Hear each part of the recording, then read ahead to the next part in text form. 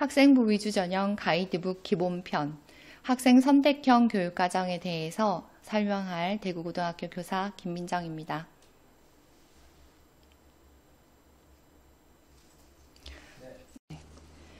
새로운 2022 개정 교육과정은 고등학교의 적용 모습이 작동하는 제도가 고교학점제라는 겁니다.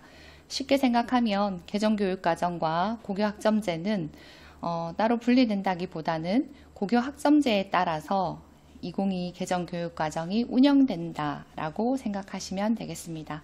그러면 고교학점제가 어떤 의미를 가지고 있는지 좀 자세하게 보겠습니다.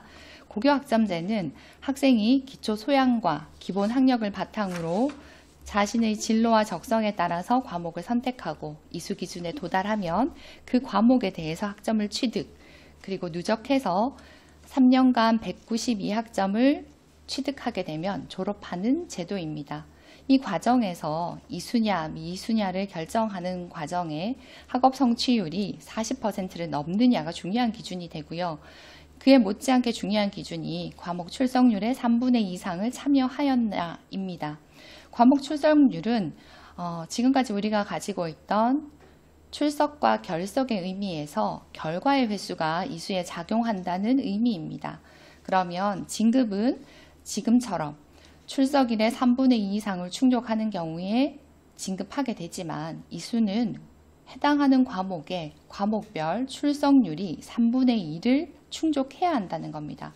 그러면 교과 역량이 아주 우수한 학생이 결석이 많다. 이런 경우에는 그 학생도 미이수가 된다는 겁니다.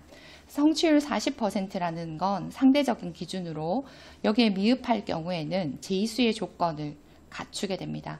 그러면 이때 제2수는 방과 후에 이루어지는 최소 성취 수준 보장 지도에서 보충 지도의 과정을 거치게 되고 학기 중 이 예방 지도의 과정을 거치면서 만회할 수 있는 혹은 준비할 수 있는 그런 과정을 선생님들께 안내를 받게 됩니다. 그래서 이런 과정을 총 7개의 단계로 나누어서 고등학교에서는 여러분에게 다양한 안내들을 하게 될 겁니다. 첫 번째는 어떤 과목을 우리가 배울 수 있는지 다양한 과목 개설에 대해서 학교에서 안내를 하실 거고요. 그리고 2단계에 가면 여러분이 본인의 진로와 적성에 따라서 어떤 학업 설계를 할 수 있는가에 대해서 전문적인 상담을 받게 됩니다. 그리고 그 전문적인 상담을 바탕으로 해서 진로 설계와 학업 설계를 하게 되죠.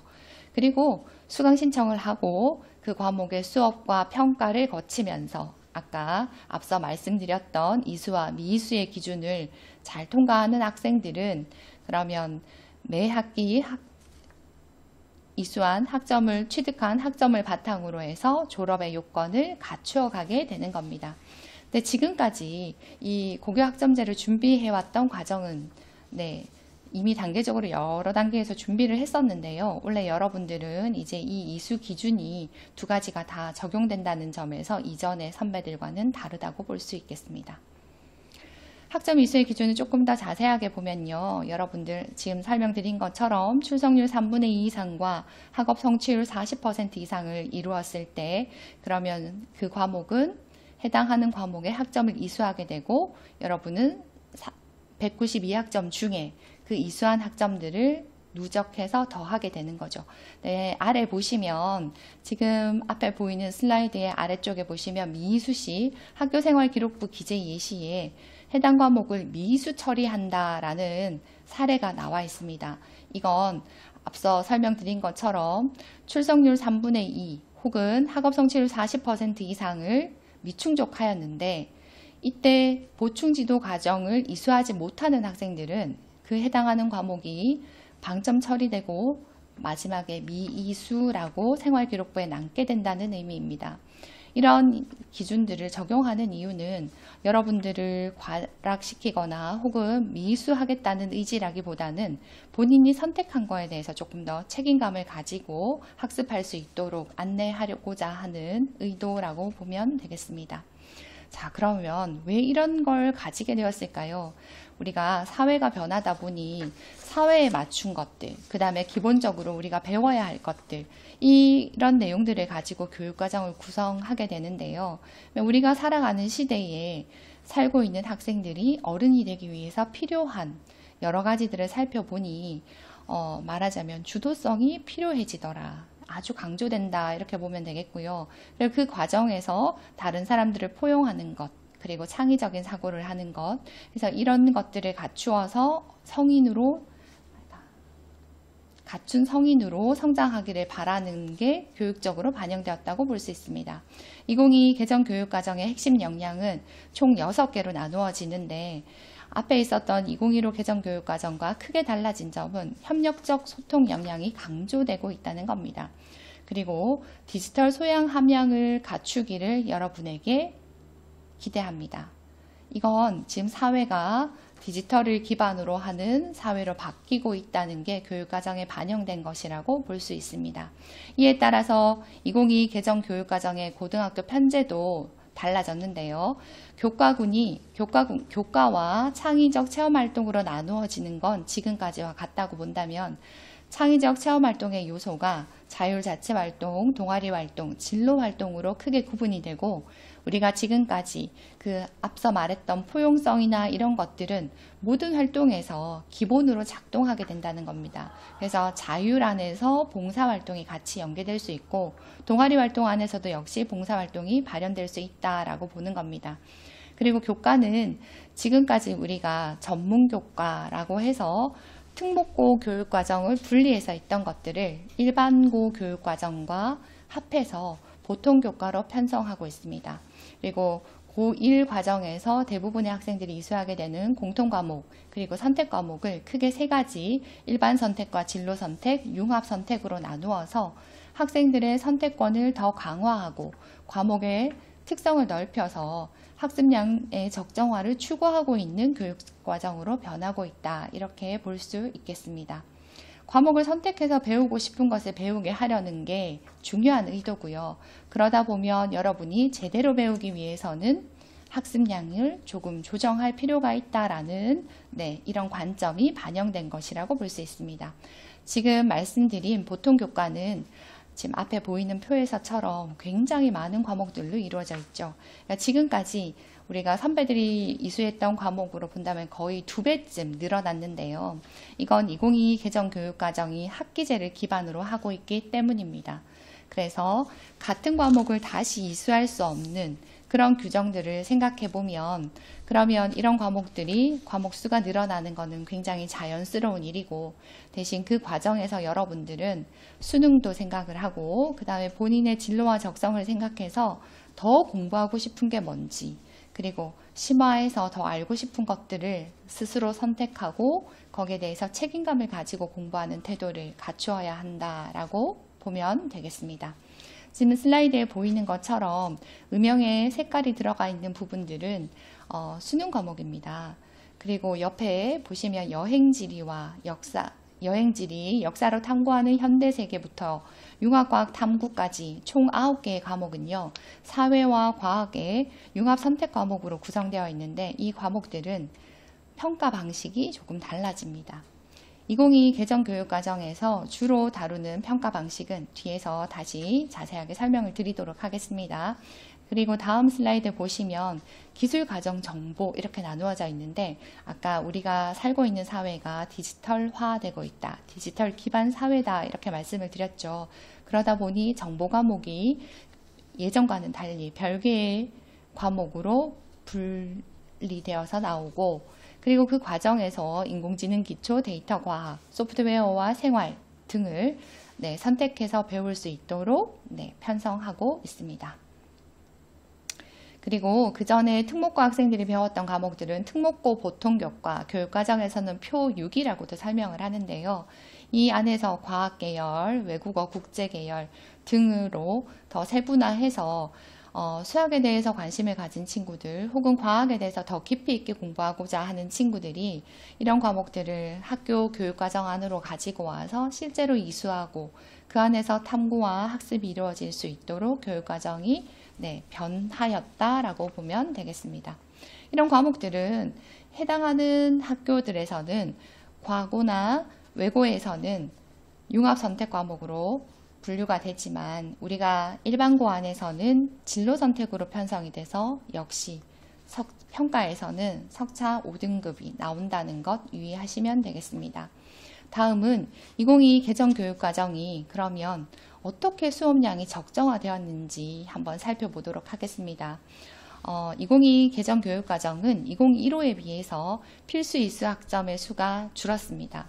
그러면서 여러분이 자율로 이수할 수 있는 학점의 수를 늘려서 학생들의 선택권을 더 강화하고 있다라고 보면 되겠고요. 그리고 이 필수 이수 학점들은 국어, 수학, 영어, 사회, 과학에서 1학년의 공통 과목들을 제대로 이수를 하면 그러면 대부분 충족하기 때문에 그러면 2학년과 3학년에서는 이런 과목 선택의 이수의 부담 없이 본인이 훨씬 더 자유롭게 과목을 선택할 수 있는 이런 편성이 이루어질 수 있도록 체계를 갖추고 있습니다.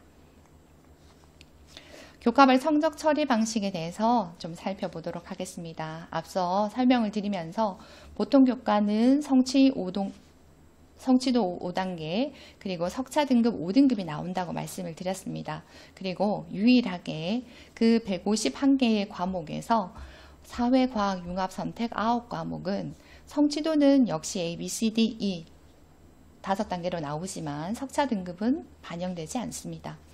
그리고 체육예술이나 과학탐구 실험 같은 경우에는 A, B, C의 3단계의 성취도만 평가를 하고요. 교양 과목들은 이수냐, 미이수냐, 도달이냐, 아니냐 정도만 평가를 하고 있습니다. 그러니까 그 전에 비해서 여러분의 관심사를 더 반영해서 공부할 수 있도록 체계를 갖추고 있다라고 보면 되겠습니다. 보이는 슬라이드처럼 지금 교과별 성적 처리 방식이 바뀌고 있는데요. 우리가 유의해야 할 점은 그럼에도 불구하고 상대평가는 여전하다는 것입니다. 그럼에도 불구하고 또 우리가 생각해 볼 수 있는 건 그 전에 촘촘하게 나누어서 9등급으로 나누던 걸 5등급으로 나누다 보니 그래서 성취에 대한 부담은 조금 줄 수 있고 대신에 정말 관심 있는 걸 깊고 넓게 공부할 수 있는 태도를 그래서 그 과정에서 여러분의 성장을 지원하는 교육과정이다. 이렇게 이해하시면 되겠습니다. 2028 대입제도 개편에 따른 대입 전형 자료 변경 사항을 살펴보도록 하겠습니다. 이 슬라이드는 여러분 책자에는 실려 있지 않습니다. 우리가 책자가 발간되고 나서 이 자료들이 이제 교육부에서 발표가 되었는데요. 그 전까지 학교에서 편제하고 있는 교육과정이 대학으로 반영이 되었다면 이제는 이 교육과정 운영상의 특이사항들도 대학으로 제공된다고 보면 됩니다. 그게 어떤 거냐고 하면 교육과정 편성 현황이나 이 학생이 이 해당하는 과목을 어떤 방식으로 이수했는지를 함께 제공합니다. 그래서 과목별 평가 정보, 예를 들면 학교에서 집회평가, 수행평가의 비중을 어떻게 뒀는지, 수행평가의 영역명, 그리고 성취도별 분할 점수는 어떻게 산출했는지, 그리고 교과 운영의 특이사항은 어떤 점이 있는지, 그래서 과목 개설을 할 때 어떤 방식으로 개설하였는지, 그래서 학교 안에서 이수했는지, 공동교육과정으로 수업을 들었는지, 혹은 온라인 학교 수업을 들은 건지, 학교 밖 교육, 그러니까 대학과 연계한 수업으로 들었는지 이런 상황들을 대학에 제공하게 됩니다. 그리고 해당하는 학생이 학적 변동, 그러니까 편입이나 전학으로 인해서 이수 과목의 차이가 있는지 이런 내용들을 대학에서 조금 더 자세하고 상세하게 볼 수 있고요. 그리고 앞서 설명드렸던 것처럼 출석률 미달로 인해서 추가 학습을 하거나 혹은 미수하거나 혹은 공통 영어나 공통 수학에서 기본 수학이나 기본 영어로 대체 이수가 이루어졌는지 등의 내용들을 대학에 제공하게 됩니다.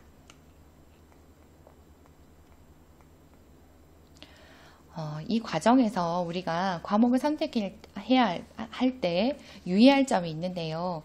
과목별 위계를 생각해야 된다는 겁니다. 과목별 위계라는 것은 선택 과목의 체계적인 이수를 위해서 계열적 학습이 가능하도록 편성 과목의 이수 순서를 제시했다. 그러면 예를 들어서 순서에 따라서 이수하세요 라는 안내가 되겠지요. 그래서 이건 우리가 과목명에서 수학교과의 미적분처럼 로마자로 1, 2로 구성된 과목은 1을 먼저 이수하고 2 과목을 이수해야 된다라고 이해를 하면 되겠고요. 간혹 이게 로마자로 1, 2 표시는 없지만 내용상의 위계가 있는 과목들이 있습니다. 이럴 때는 과목의 성격을 고려해서 과목을 선택해야겠죠.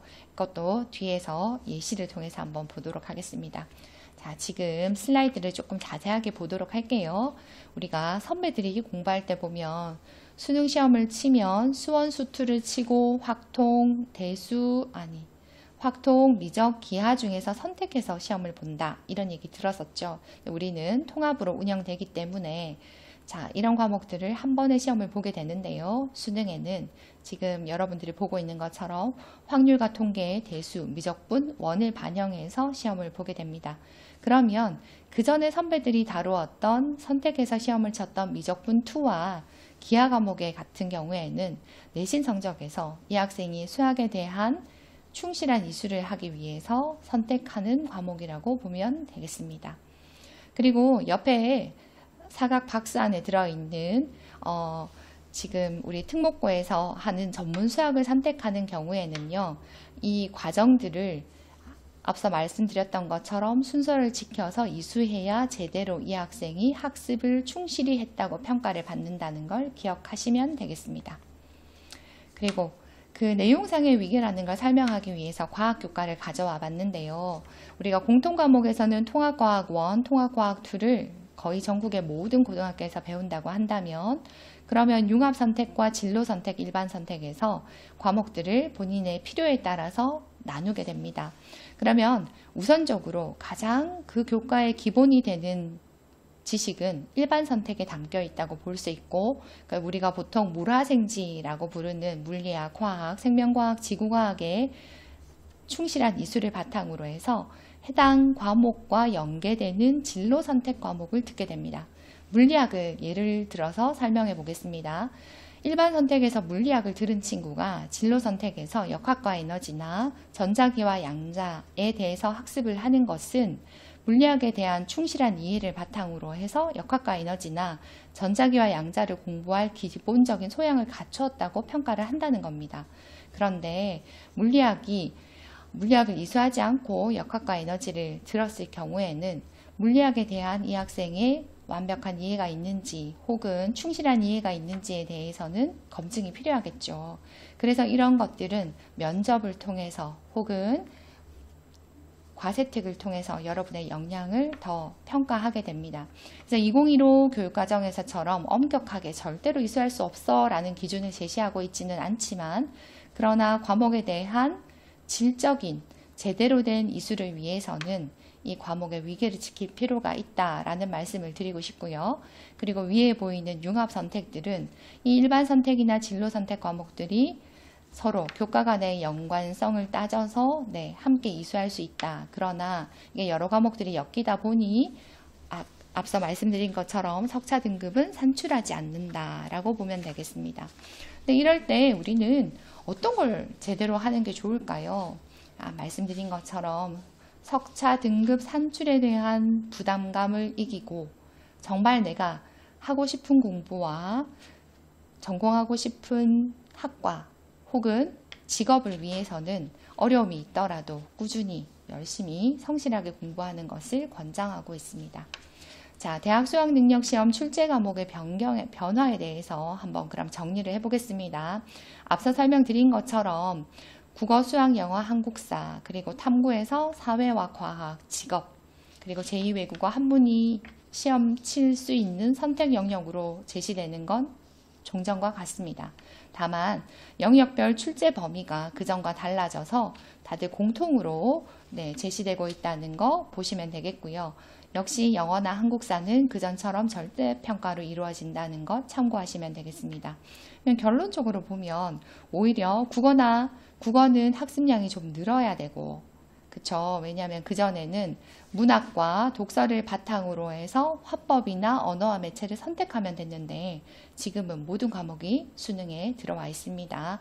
근데 거기에 비해서 상대적으로 수능에서는 수학은 범위가 다소 축소되었다라고 이해를 하면 되겠는데 그렇다고 해서 수학의 중요성이 떨어지는 것은 아닙니다.